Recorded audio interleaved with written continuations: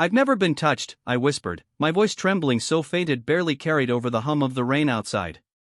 The city lights reflected off the wet pavement, casting fractured gold and silver streaks across the dark cafe floor where I stood, clutching my coat tighter around me, the paper cup of lukewarm coffee almost forgotten in my hand. Each drop rattling on the window sounded like a countdown to something I wasn't ready for. I hadn't noticed him at first, tall and still in the shadows near the doorway, the sharp outline of his suit cutting through the dim glow of the streetlights outside. Then his eyes found me, a cold intensity that froze my blood, pale blue against the faintly illuminated lines of his face, and I realized I had never seen someone so present, so commanding, so aware of every tiny shift in my stance. He stepped forward just enough for me to catch the scent of his cologne, subtle, expensive, and a little dangerous, a whisper of cedar and something darker underneath. My heartbeat thudded in my ears, drowning out the soft jazz playing from the speakers, and I took a hesitant step back, bumping slightly into the edge of a chair. He didn't flinch or seem bothered, his attention never left me. "Clara Bennett," he said, his voice low but clear, carrying over the space between us without a single raised tone. It wasn't a question, it wasn't even a statement that needed confirmation, yet it landed like a verdict. My knees felt weak, my mind scrambling for a way to explain myself, but no words came, only the flutter of panic and the heat rising to my cheeks. I wanted to step away, to pretend the street outside was suddenly more interesting, but the magnetism of his gaze held me in place, every instinct screaming at me that he was not someone to ignore. Rain streamed down the window behind him, catching in his hair, in the sharp lines of his jaw, making him look almost surreal, like a figure from a dream that could cross into reality at any second. I swallowed hard, trying to make sense of why my chest ached, why my fingers felt sticky against the cold ceramic of the coffee cup, why the air seemed thick and impossible to move through. He moved closer, almost imperceptibly, and the space between us seemed to compress, though no one else noticed. Every other sound faded, the dripping of rain, the clatter of dishes, the distant hum of cars, all drowned out by the weight of his presence. "You've never been touched," he repeated, not as a question, not as a judgment, just stating what I had admitted only to the empty night. My lips parted, almost forming a protest, but the words stuck, insignificant, useless. Then he smiled, a fraction, barely perceptible, but it carried a promise I couldn't yet define, and added, "But tonight, I'm going to make sure you understand what that means, in every way that matters." My body stiffened, every hair standing on end, the reality of his claim settling over me like the heavy drizzle outside, both terrifying and electrifying. I took a shaky breath, tried to ground myself in the wooden floor under my boots, in the hum of the refrigerator behind the counter, in anything ordinary, anything real, but all of it seemed to blur, as if the city itself was bending to the pull of him, and I was caught helplessly in the gravity of Jackson Pierce, a man whose mere presence reshaped the space around him, whose voice and gaze were capable of breaking me and binding me in a way I had never known existed before tonight.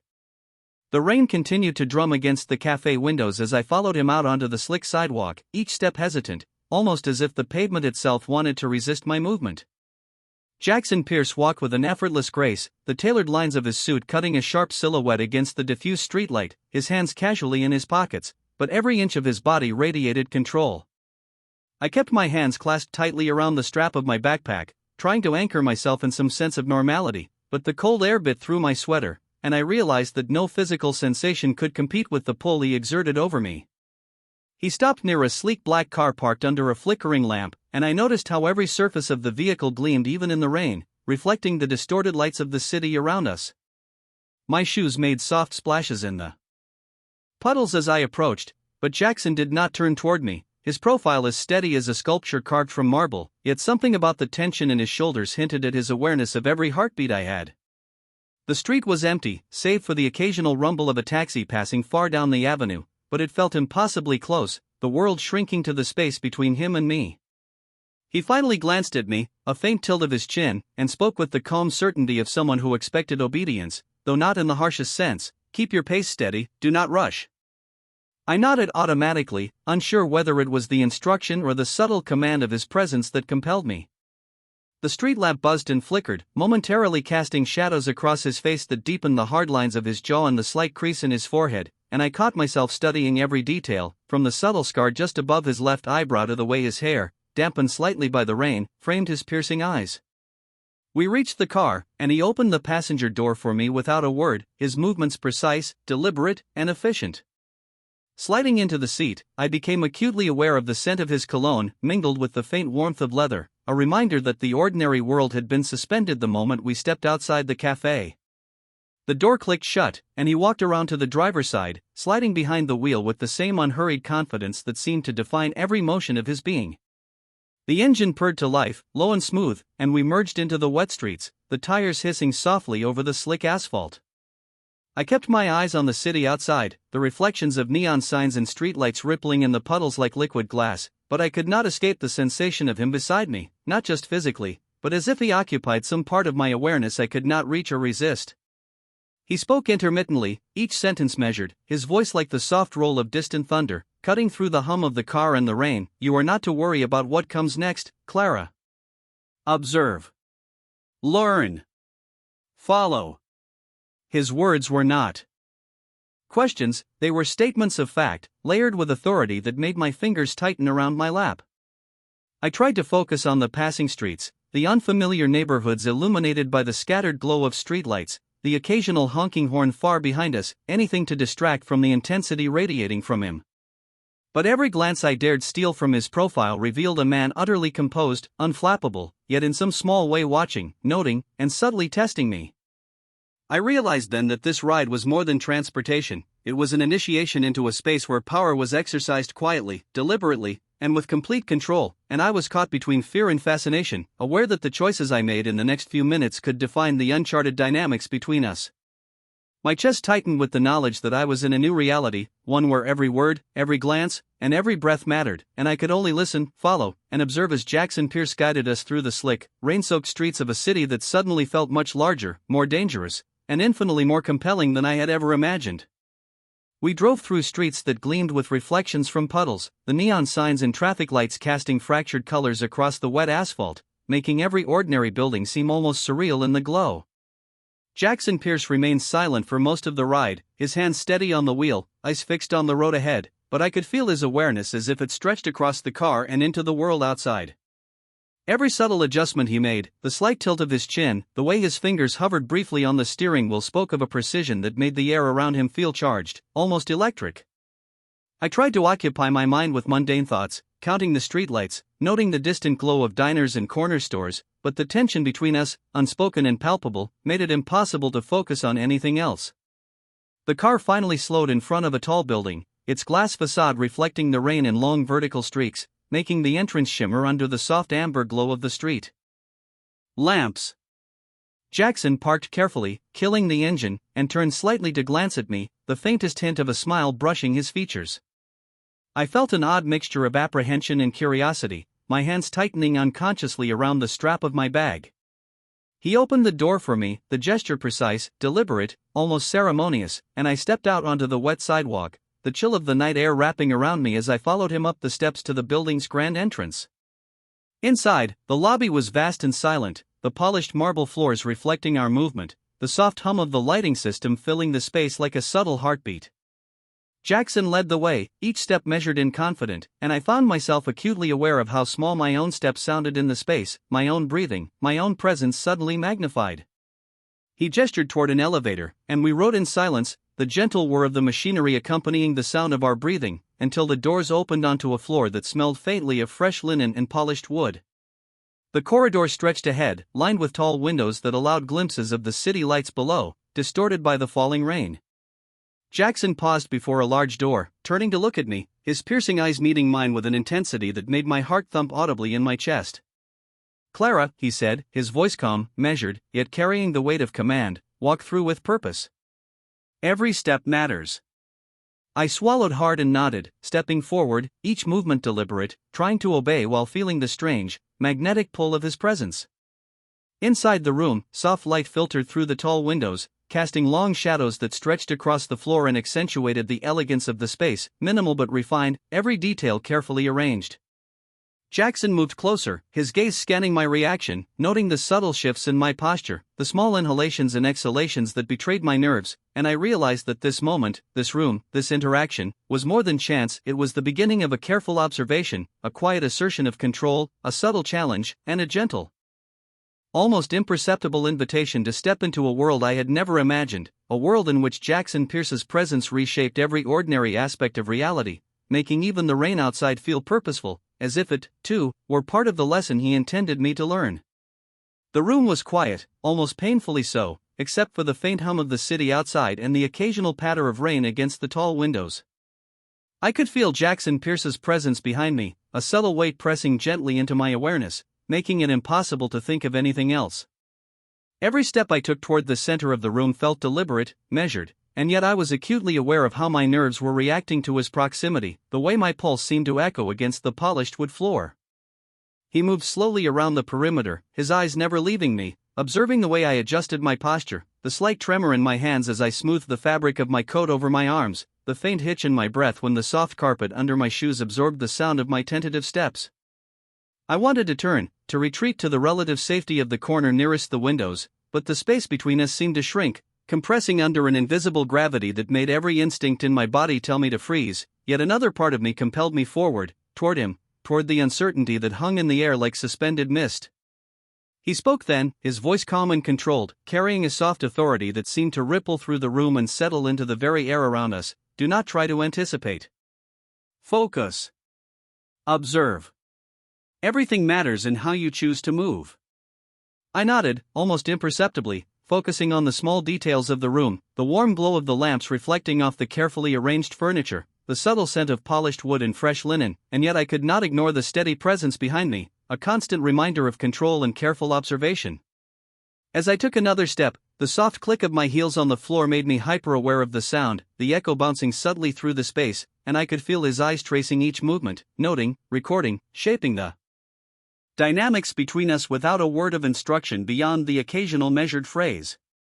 The rain outside seemed to amplify the sensation of isolation, each drop a reminder of the world beyond this room, a world that had faded into the background as I became acutely aware of the intensity and subtle influence he wielded effortlessly, every gesture, every glance shaping the rhythm of my actions, drawing me into a careful dance of attention, perception, and restrained response. I realized, with a mixture of apprehension and fascination, that this was not simply a physical presence, but an experience that challenged my awareness and forced me to navigate a space in which observation, subtlety, and responsiveness became the measure of my participation. And as I moved to the center of the room, aligning my steps with the soft patterns of the carpet, I understood that every choice, every motion, and every glance would be quietly assessed, not in judgment, but in shaping the parameters of interaction, a dynamic that left me both unsettled and captivated, aware that this first encounter within the carefully arranged confines of the space was laying the foundation for a connection defined as much by attention and restraint as by the silent, compelling authority Jackson Pierce exerted around me.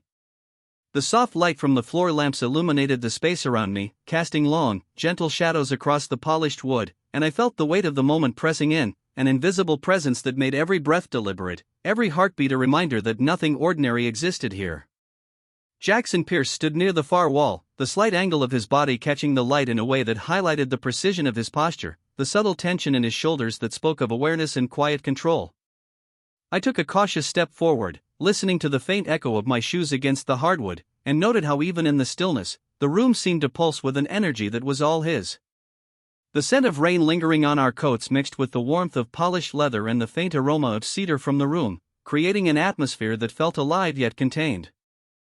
Intimate yet formal, and I realized I was caught entirely within it, my focus drawn to him in a way I had not anticipated. My hands gripped the strap of my backpack, knuckles white against the smooth fabric, and I reminded myself to breathe, to stay present, yet every inhale felt measured, aware of the silent observation tracing my movements. Jackson tilted his head slightly, a motion so subtle that it could be mistaken for a casual gesture, yet it carried the weight of attention and quiet command, and I found myself adjusting my stance almost instinctively, aligning with an invisible rhythm set by his presence alone. The city beyond the windows continued its steady rhythm of rain and distant headlights, but inside, time seemed slowed, each second elongated, giving space for the unspoken dynamic between us to settle, to define itself in the small gestures, the subtle shifts, the unacknowledged exchange of focus and awareness. He spoke finally, his voice low and measured, resonating through the quiet space without ever raising in volume. Clara, do not overthink.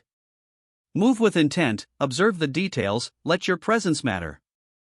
I nodded slightly, though my heart raced with the awareness of his gaze, and I moved, careful and deliberate, tracing a path toward the center of the room, noting the alignment of the furniture, the soft curve of the rug beneath my feet, the way the light reflected on the walls, all while feeling the invisible pressure of his attention guiding my movements. The silence stretched, punctuated only by the faint sounds of the city beyond, yet within it, I could sense the weight of observation, the quiet testing of patience and composure, and I felt both fragile and anchored, aware that each choice, each breath, each step was shaping the understanding of the space between us. Jackson remained poised, a silent presence that influenced the energy of the room, and I realized that this was a lesson not taught by words alone but by the careful calibration of awareness, perception, and subtle command. And as I continued to move with measured intent, I felt the boundaries of the ordinary world slip away, leaving only the precise and compelling reality of being observed, guided, and gently drawn into the gravity of his influence. The soft hum of the city outside filtered through the tall windows, the rain painting streaks of light across the polished floors, and I felt a strange calm settle over me despite the tension that still lingered in the air. Jackson Pierce moved deliberately toward the nearest window, his reflection overlapping with mine in the glass, and I realized how careful every motion was, the precision of his posture, the deliberate pacing that seemed to measure the space and the time with exacting care. I took a deep breath, focusing on the rhythm of my steps as I followed, noting how the light from the street lamps glimmered off his suit, the faint sheen of dampness in his dark hair, the subtle sharpness in the lines of his face that made him seem simultaneously imposing and carefully controlled. As we reached the center of the room again, he gestured toward a small table near the window, and I understood instantly that this was an invitation to observe, to participate in the quiet flow of the space while remaining acutely aware of every detail. I moved toward the table, each step deliberate, feeling the soft carpet under my shoes, the gentle pull of gravity as I adjusted my weight, and the way the warm light caught the edges of the polished wood and smooth surfaces. Jackson watched silently, his hands folded loosely in front of him, the faintest movement of his eyes tracking mine, noting the slightest hesitation or subtle shift in my posture. The rain intensified outside, the patter against the windows creating a rhythmic undertone that seemed to synchronize with my heartbeat, and I found myself listening to it, letting it anchor my awareness while I remained conscious of him, of the space between us, of the dynamic that had taken hold so completely without a single word of instruction. He spoke, low and measured. "Observe, Clara. Everything you see is intentional. Notice the lines, the angles, the way light defines space." His words were soft, yet the authority in his tone carried weight that made me focus on every detail, every shadow, every subtle reflection, and I moved to examine the small decorative objects on the table, the arrangement of books and vases, noting the precision with which each item had been placed, the symmetry, the balance, the way the smallest adjustment could alter the entire composition of the room. I felt my breathing slow as I became absorbed in the observation, the act itself grounding me, yet the awareness of his presence continued to prick at the edges of my consciousness, a constant reminder that my actions were being noted, assessed, quietly evaluated. As I adjusted a book slightly to align with the edge of the table, he moved closer, almost imperceptibly, and I could feel the subtle shift in air, the quiet proximity that suggested attention without intrusion, guidance without overt command, and I realized that the lesson was not about instruction, but about the careful cultivation of awareness, the alignment of action and observation, and the acknowledgement that in this space, every gesture, every glance, every breath had meaning. I returned to the center of the room, heart steady, mind alert, aware that Jackson Pierce's influence was not merely physical but encompassed the atmosphere, the light, the space, and me, and I understood that this subtle control, this careful shaping of attention and perception, was the foundation upon which everything else would unfold, and I moved with intention, observing and participating, fully immersed in the quiet, compelling gravity of his presence. The light shifted subtly as he moved to a small desk near the window, placing his hands lightly on the surface, not touching anything, simply positioning himself in a way that seemed to anchor the room, and I felt the weight of his presence pull me into sharper awareness. Each step I took toward him felt magnified, my shoes pressing softly against the carpet, the echo of motion harmonizing with the distant rhythm of rainfall against the windows, creating a pulse that matched my heartbeat. Jackson Pierce's eyes met mine, steady, unyielding, but not harsh, and I realized that the tension between us was less about confrontation and more about understanding, a measured exchange of attention and presence that demanded careful observation. I took another step, noting the faint reflection of his face in the polished wood of the desk, the subtle angles of his jaw and cheekbones caught in the soft glow, and the way his hands relaxed slightly, fingers brushing the surface with a deliberate lightness.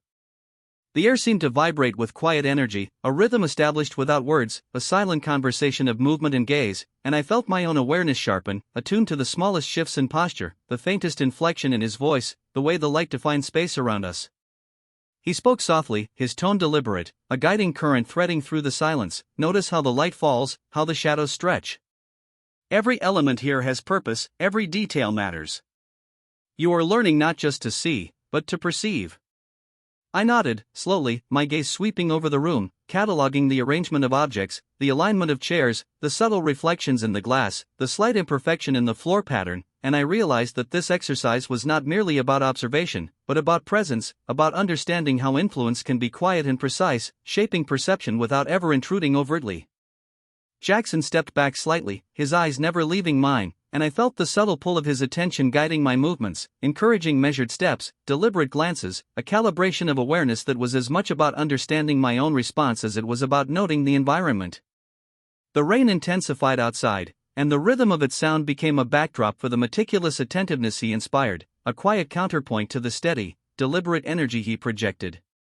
I found myself adjusting, fine-tuning each motion, each glance, aware of the invisible parameters set by his presence, and even in the quiet, I felt a growing recognition that this careful attention, this deliberate awareness, was the foundation for the dynamic he was quietly establishing between us. My chest rose and fell in sync with the subtle cadence of observation, and I understood that in this controlled exchange, the gravity of Jackson Pierce's presence did not intimidate, it instructed, it guided, it refined, drawing me into a heightened state of focus and perception, a lesson in subtlety, precision, and the understated power of careful attention that would shape everything to come. The soft rain outside had slowed to a steady drizzle, the city lights reflecting in the wet streets below, creating a tapestry of color that seemed almost liquid, and I felt the quiet intensity of the room pressing in around me, a sense of focus and anticipation that made every small motion deliberate. Jackson Pierce remained near the desk, his posture relaxed but alert, his gaze fixed on me with a calm precision that seemed to measure my awareness, noting the slightest shift in my expression, the subtle cadence of my breathing, the way my hands moved as I adjusted my coat over my arms. I walked slowly to the large window, pressing my palms lightly against the cool glass, the city stretching out below in a blur of light and shadow, and felt the weight of observation settle over me, knowing that each gesture was being quietly assessed, each breath catalogued with an almost imperceptible but undeniable authority. He stepped closer, not touching, not intruding, simply positioning himself in the space in a way that made the air feel denser, more purposeful, guiding my attention without a word. "You are doing well," he said, his voice low and controlled, carrying a subtle weight that made the room feel alive, the space between us charged with quiet expectation. I nodded, focusing on the details he had asked me to notice, the way the light fell across the furniture, the subtle variations in the polished floor, the angles of the shadows against the walls, each element deliberate, precise, a small lesson in observation and presence.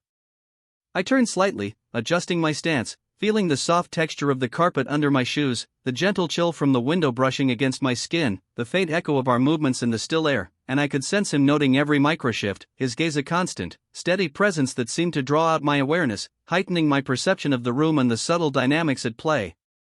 The rain tapped softly against the windows, a gentle rhythm that seemed to synchronize with my heartbeat, grounding me even as the quiet intensity of his attention made every nerve in my body alert, every sense heightened, and I realized that this lesson, this exchange, was more than simply noticing. It was about understanding how presence could command space, how subtle influence could shape perception without a single intrusive gesture. Jackson moved slightly, his eyes scanning the room with a quiet authority that made me instinctively straighten, align, focus, and I felt the gradual shift from apprehension to attentive awareness, a careful balance between autonomy and guided observation. I breathed slowly, deliberately, noting the interplay of light and shadow, the subtle weight of his gaze, the measured flow of our movements, and understood that this moment was a threshold, a space where control was not demanded, but implied, where observation and perception were shaped by quiet authority, and where the connection between us was established through attention, awareness, and the understated, compelling gravity of Jackson Pierce's presence.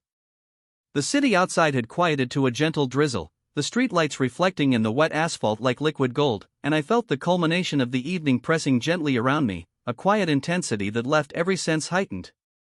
Jackson Pierce stepped back slightly, allowing space between us, yet the gravity of his presence remained, filling the room in a way that was impossible to ignore. I shifted my weight, feeling the soft carpet beneath my shoes, the warmth of the room contrasting with the cool night air seeping through the tall windows, and I realized that every detail mattered, from the subtle gleam of polished surfaces to the gentle hum of the city beyond the glass. His eyes met mine once more, steady, piercing, yet not unkind, carrying a silent message that made my heart beat with both anticipation and awareness. I took a deep, deliberate breath, focusing on the rhythm of my movements, the alignment of my steps with the patterns of light and shadow, aware that every gesture was observed and acknowledged without intrusion, a careful study of presence and perception. Jackson spoke then, his voice calm and measured, each word deliberate. "You are ready to understand now, Clara. Everything you have noticed, every subtle shift, every observation, it all leads to this moment of clarity." I nodded slowly, the weight of comprehension settling over me, the quiet energy between us becoming almost tangible, a pulse that connected my awareness to his, drawing me into a shared space of attention and understanding. The rain outside intensified, tapping softly against the windows, creating a subtle rhythm that harmonized with the steady cadence of my heartbeat, grounding me even as the intensity of his gaze made me hyper-aware of each movement, each breath. I stepped forward, matching my pace to the unspoken rhythm he had established, noting the small details around the room, the angles of light, the reflections in polished surfaces, the precise alignment of objects, and I felt a sense of focus and purpose I had never known before, a clarity that came not from instruction alone but from careful observation, deliberate presence, and quiet guidance. Jackson remained a few steps ahead, his posture relaxed yet commanding, and I understood that the space between us was a lesson in awareness, in perception, in the subtle power of influence exercised without overt control, a dynamic that left me both attentive and calm, focused yet aware of the quiet energy shaping our interaction. The room seemed to breathe with us, the soft light shifting, the rain painting streaks of color across the windows, the faint hum of the city below a backdrop to the delicate balance of observation and response, and I felt the culmination of the evening's subtle lessons settle into me, a quiet understanding that presence, attention, and awareness could create a powerful connection without words, without force, entirely through the careful calibration of perception and silent influence. And in that moment, standing in the soft glow of the room with Jackson Pierce a few steps ahead, I realized that I had crossed a threshold into a space where the ordinary was reshaped, the mundane transformed by intention, and the gravity of his presence was both a guide and a compelling force, leaving me fully alert, fully present, and quietly aware of the significance of every small motion, every measured glance, every breath shared in the room together.